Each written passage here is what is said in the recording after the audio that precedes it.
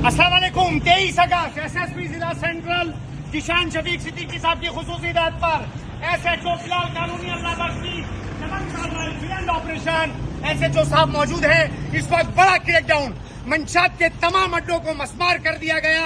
मंशात के आदि लोगों को लेकर आए और इलाका मक्कीन और सोर्स ने बताया इसमें 1-2 लोग मंशात फरोश भी हैं जिनको अभी डिवाइस से चेक किया जाएगा। बड़ा क्रैकडाउन इस वक्त Bilal colony, operation drugs clean, new Karachi sub division.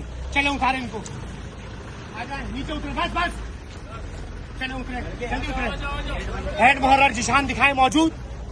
SHO साहब अल्हम्दुलिल्लाह इस वक्त हमारे साथ सुपरविजन में ग्रैंड ऑपरेशन। आ जाए, आराम आराम से उतरे। गाड़ी में पहले चढ़ते नहीं और फिर उतरते नहीं, और अभी कैसे भाग रहे थे। चले आ जाए, शाबाश शाबाश, बड़ा क्रैकडाउन। चले, बाबा मौजूद, बाबा मौजूद। चले चले चले, जल्दी करें।